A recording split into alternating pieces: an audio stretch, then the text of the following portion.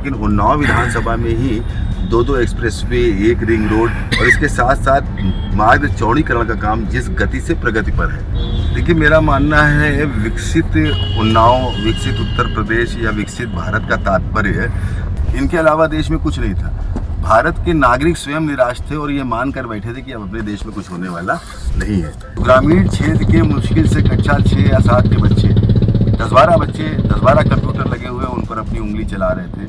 मुझे लगता है कि मैंने अपना उद्देश्य प्राप्त किया। इसी प्रकार से चिकित्सा के क्षेत्र में एक 50 बेड का क्रिटिकल केयर हॉस्पिटल हमारे शिवनगर में मैंने स्वीकृत करा है, जिसका निर्माण चल रहा है। हमारे CSCs PSCs लगातार बेहतर काम कर रहे हैं। उपकरणों की दृष्टि से लगातार उपकरण प्रोवाइड करने का हम लोग काम कर रहे हैं। चिकित्सकों की दृष्टि से भी लगातार बढ़ोतरी हो रही है। आज हम आपको एक ऐसे व्यक्तित्व से रूबरू कराने जा रहे हैं जो किसी भी परिचय के मोहताज नहीं है, जिन्हें लोग जननायक, जनसेवक, द्रोणाचार्य, किसानों के मसीहा, श्रवण कुमार जैसे नामों से पुकारते हैं। वो कोई और नहीं, सदर विधायक पंकज गुप्ता जी। आइए हम आपको उनसे रूबरू कराते हैं। विधायक जी, समाचार स्टेट में आपका स्वागत है। बहुत बहुत धन्यवाद। और सबसे पहले जनपद के सबसे युवा पत्रकार या यूँ कहें इंटरव्यू लेने वाले अपने भतीजे का मैं हृदय से अभिनंदन करता हूँ, स्वागत करता हूँ और बहुत बहुत शुभकामनाएं देता हूँ। विधायक जी, हमारा पहला प्रश्न, लोग आपको कलयुग के श्रवण कुमार, द्रोणाचार्य कहने लगे हैं, इस पर आप क्या कहेंगे? देखिए, ये ईश्वर की कृपा और जनता का आशीर्वाद है और मैं हमेशा इस बात को मान के चलता हूँ कि प्रकृति ने जो दायित्व आपको दिया है, चाहे वो इंजीनियर को इंजीनियर बनाना हो या डॉक्टर को डॉक्टर बनना हो या व्यापारी को व्यापार करने का दायित्व मिला हो या हम जैसे जनप्रतिनिधियों को जनता की सेवा करने का दायित्व मिला हो, ईश्वर की पूजा करना, मंदिर में जाके घंटा बजाना, पूजा करना, आरती करना या मस्जिद में जाकर नमाज पढ़ना या गुरुद्वारा में जाके मत्था टेकना, इन सबसे ज़्यादा महत्वपूर्ण, ये भी आवश्यक है, लेकिन इन सबसे ज़्यादा महत्वपूर्ण जो दायित्व प्रकृति ने आपको दिया है, यदि ईमानदारी से हम उसका दायित्व 100% निभाए तो मुझे लगता है इससे बड़ी ईश्वर की पूजा और सेवा नहीं हो सकती। हमने शास्त्रों में भी देखा है, श्रवण कुमार को भी देखा है तीर्थ अपने माता पिता को कराते हुए। मुझे लगता है ये सबसे पुण्य का कार्य है। शास्त्रों में भी कहा गया है कि माता पिता ही कलयुग में विशेष करके साक्षात हमारे लिए भगवान होते हैं। तो मुझे भी अवसर प्राप्त हुआ है हमारे क्षेत्र के उन माता पिता जो शायद अयोध्या, वृंदावन कहीं भी जाने में असमर्थ हैं या कहीं ना कहीं आर्थिक स्थिति उनकी इस प्रकार की नहीं रही कि वो वहाँ पर पहुँचकर दर्शन प्राप्त कर सके। मैंने ऐसे माता पिता को चिन्हित करके जिनके आशीर्वाद से मैं यहाँ तक पहुँचा हूँ, उनको तीर्थ कराने का लाभ मुझे प्राप्त हुआ है, अवसर प्राप्त हुआ है और लगभग मुझे लगता है क्षेत्र के 30,000 लोगों को तीर्थ कराकर मुझे पुण्य प्राप्त करने का प्रकृति ने अवसर दिया, ईश्वर ने अवसर दिया है। इसके लिए मैं अपने माता पिता समान बुजुर्गों का भी आभार व्यक्त करता हूँ और इसके साथ साथ बिहारी जी का ईश्वर की भी कृपा मानता हूँ। विधायक जी, दूसरा प्रश्न, 1992 से भारतीय जनता युवा मोर्चा से राजनीति यात्रा शुरू हुई, फिर आप नगर पालिका अध्यक्ष बने, विधायक के रूप में आपने हैट्रिक लगाई, सभापति के पद पर रहे। उन्नाव में क्या बदलाव विचार के अवसर पर क्या कर पाए, खुद को कितना विकसित उन्नाव बनाने में सफल मानते हैं? देखिए, मेरा मानना है विकसित उन्नाव, विकसित उत्तर प्रदेश या विकसित भारत का तात्पर्य प्रत्येक व्यक्ति के स्वावलंबन से भी है।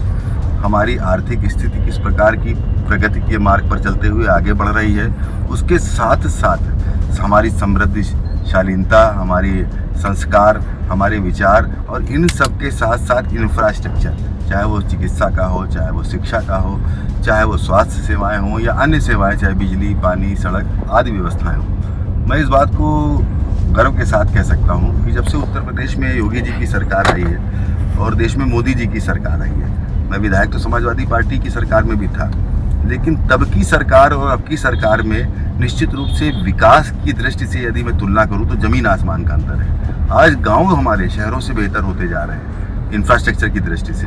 और उन्नाव विधानसभा, यदि मैं जनपद की बात करूं तो 4 एक्सप्रेसवे हैं, लेकिन उन्नाव विधानसभा में ही 2 एक्सप्रेसवे, एक रिंग रोड और इसके साथ साथ मार्ग चौड़ीकरण का काम जिस गति से प्रगति पर है, मैं दावे के साथ कह सकता हूं कि आज़ादी के पश्चात जितना विकास कार्य इस कालखंड में, बीजेपी के कालखंड में, और विशेषकर मेरा सौभाग्य है कि विधायक बनकर मुझे सेवा करने का अवसर मिला, इस कार्यकाल में हुआ शायद पहले कभी नहीं हो पाया। आप शिक्षा की दृष्टि से ले लीजिए, हमारे विधायक बनने से पहले अपनी विधानसभा में एक भी विशेषकर ग्रामीण क्षेत्र में इंटर कॉलेज नहीं था। पहला इंटर कॉलेज अघेरा गांव में खुलवाने का काम इसी सरकार में हमारे प्रस्ताव पर स्वीकृत हुआ।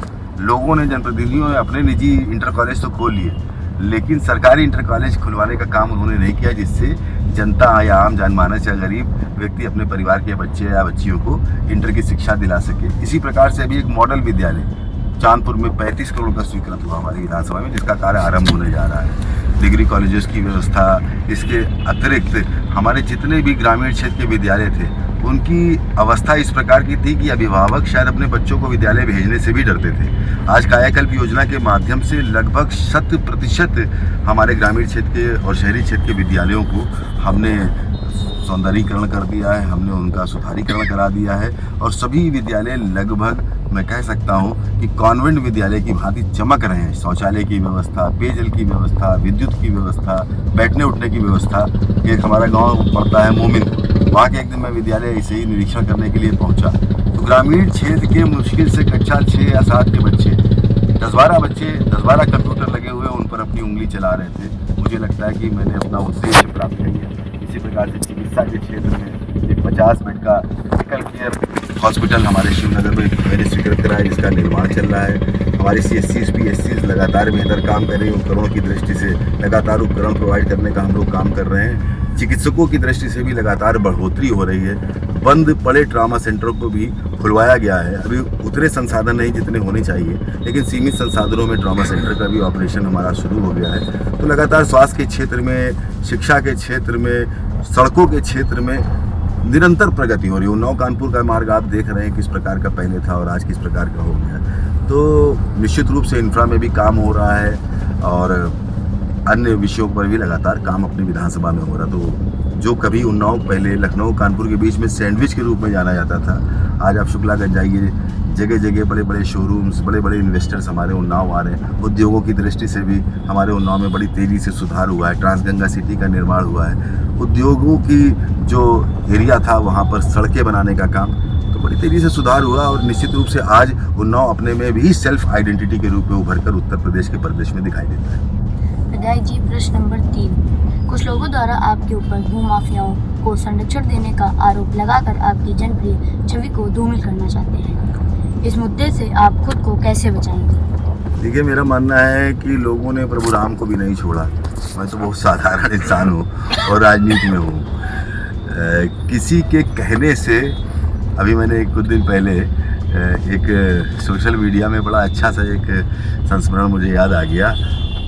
शोर दर्शक दीर्घा में बैठे हुए 4 लोग करते हैं, खिलाड़ी अपना खेल खेलते हैं। हम लोगों का काम है अपने दायित्वों का निर्वहन करना। अब हमको 1,34,000 वोट मिला, सामने वाले व्यक्ति को 94,000, हमारे विपक्ष में वोट 94,000 पहुंचा, लगभग 40,000 वोटों से मैं चुनाव जीता। निश्चित मान कर चलिए वो 94,000 मतों में से बहुत सारे लोग ऐसे इस प्रकार के होंगे जो अपनी भड़ास चुनाव में नहीं तो सोशल मीडिया के माध्यम से निकालने का प्रयास करते हैं। ऐसे लोगों को मेरी बहुत बहुत शुभकामनाएं। देखिए, मैं हमेशा मानता हूं कि जो प्रतिद्वंदी होते हैं, जो आपकी चिंता 24 घंटे 365 दिन ढूंढ के आपकी कमियों निकालने के प्रयास में लगे रहते हैं और प्रतिक्रिया सोशल मीडिया के माध्यम से ढूंढ के किया करते हैं, मान कर चलिए कि वो समय समय पर आपको सचेत करने का काम करते हैं, समय समय पर आपको अतिरिक्त ऊर्जा के साथ काम करने की प्रेरणा भी देते हैं। तो मैं तो उनका सबसे पहले हृदय से साधुवाद करता हूँ कि आपकी ही प्रेरणा से मुझे काम करने में और आनंद भी मिलता है और प्रेरणा भी मिलती है। मैं हृदय से उनका धन्यवाद देता हूँ और मैं चाहता हूँ कि वो भी देखें। जैसे उल्लू को दिन में नहीं दिखाई देता, सूर्य का प्रकाश नहीं दिखाई देता, उसको अंधेरा लगता है। जैसी रही भावना, जैसी प्रभु मूरत देखी तीन तैसी आपने देखा है। तो आप खुली दृष्टि से अगर देखेंगे तो निश्चित रूप से पाएंगे। बाकी जितनी कार्रवाई भूमाफियाओं के विरुद्ध अपनी भारतीय जनता पार्टी की सरकार में, योगी जी की सरकार में हुई, शायद पहले की सरकारों में हमको सुनने और देखने को भी नहीं मिलती थी। आज कहीं कोई ग्राम समाज का एक नंबर भी किसी अपने सगे आदमी के बारे में भी यदि कोई बताएगा तो मैं स्वयं खड़े होकर उस ग्राम समाज के नंबर की पैमाइश कराकर कार्रवाई प्रशासन से सुनिश्चित कराऊंगा। लेकिन समस्या इस बात की है कि सिर्फ आरोप लगा देना, फलाने ढिमाके भगवत नगर में कोई कुछ कर रहा है तो विधायक जी के संरक्षण में, या वहाँ कोई कर रहा है तो विधायक जी के संरक्षण में, मुझे लगता है कि ये इस प्रकार के आरोप विपक्ष का लगाने का काम है। लोगों ने भगवान राम को नहीं छोड़ा, भगवान कृष्ण को नहीं छोड़ा, मोदी जी को नहीं छोड़ते, योगी जी को नहीं छोड़ते हैं, तो हम तो बहुत साधारण से कार्य करते हैं। विधायक जी, प्रश्न नंबर 4, विकसित भारत 2047 की संकल्पना में आप उन्नाव में क्या बदलाव विकास देखना चाहते हैं?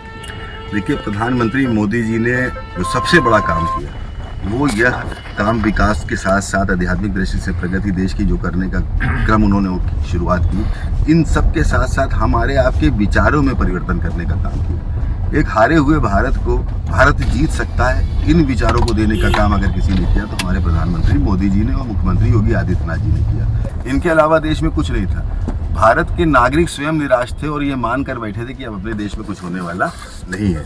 आज हम चर्चा भी करते हैं कि भारत विकसित राष्ट्र बनेगा, भारत स्वावलंबी होगा, आत्मनिर्भर बनेगा।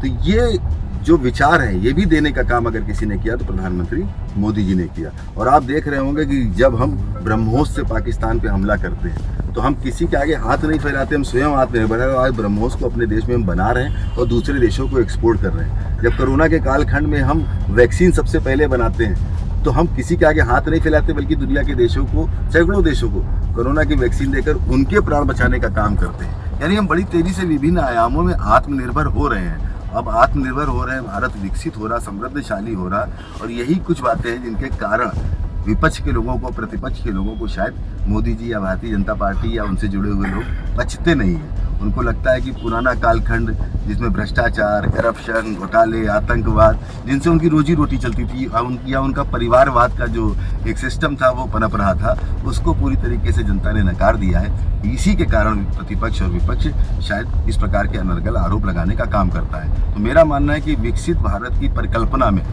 आज युवा पूरी एनर्जी के साथ मोदी जी के साथ काम कर रहा है। बुजुर्गों का आशीर्वाद लेकर उनका अध्ययन, उनका जो पूरे जीवन का एक प्रकार से अनुभव है, उसके साथ आगे बढ़ने का काम कर रहा है। रोजगार की दृष्टि से आज देश में प्रगति हुई है और आपने देखा ट्रम्प के टैरिफ लगाने के बाद भी इस वर्ष की जीडीपी में लंबी छलांग भारत ने लगाई। ये सिद्ध करता है कि भारत विकसित राष्ट्र बनने की दिशा में आगे बढ़ रहा है। धन्यवाद विधायक जी। सदर विधायक पंकज गुप्ता जी के साथ समाचार स्टेट से रुद्र पांडे।